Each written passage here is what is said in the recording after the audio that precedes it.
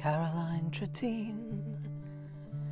And when I was a teen,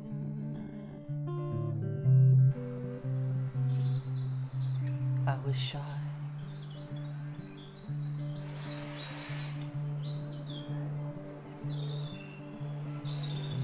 But now I catch your merging. I'm quite good at music, and I was the only O-level I was not recommended for because there was something about my musical creativity that just slightly pissed off the grammar school teachers. So I got recommended for other things, but not that.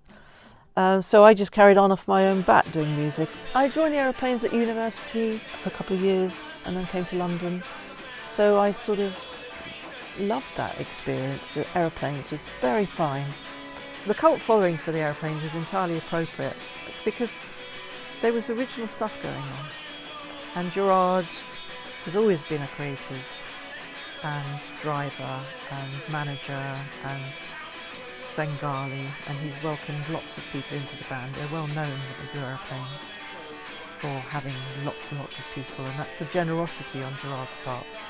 Anyway, so the Aeroplanes time was good. It was good, and I left at the right time. The people I met there, Nick and David, I worked with over the last 30 years. We've done lots of different sorts of projects, and now Nick and I have been co-writing seriously together in the Squares. And we've had a kind of up and down friendship where once I think he said, I'm never, ever, ever going to work with you ever again.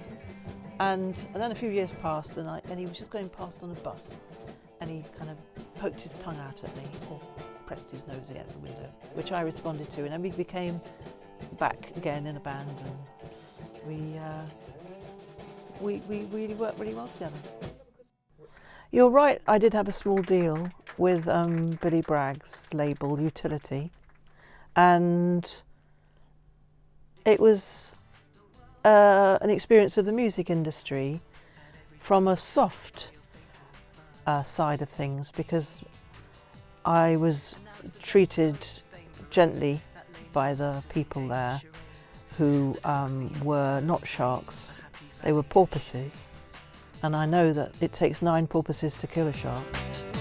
The sharks in the oil industry of music sharpened their teeth on you, and hungry audiences had their fill, ate you up until they were sick. The journalists went in for the kill.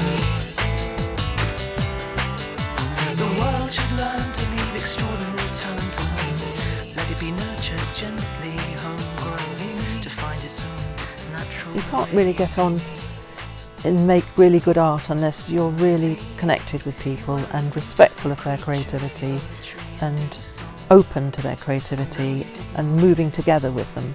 And the people I work with have a similar capacity and work at a deep level of collaboration with me. Felix knows when to push me and also she knows when to push herself.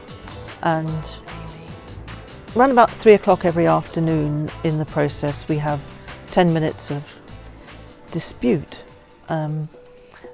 Prior to that, we work like mermaids.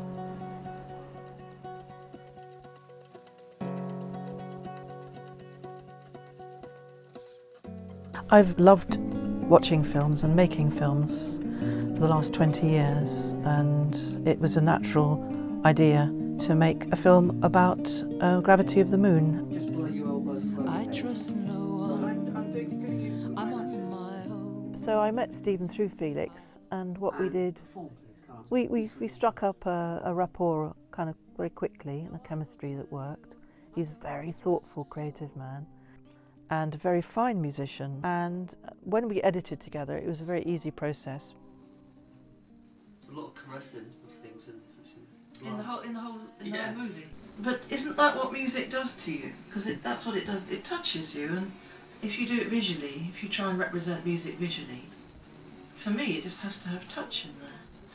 But look at this. Look at the beauty of this. The extraordinary beauty, which art attempts just to sit in the same room as. But you glimpse it, don't you? You can glimpse it in a moment in art. nature. And then you just have to laugh at our clumsiness.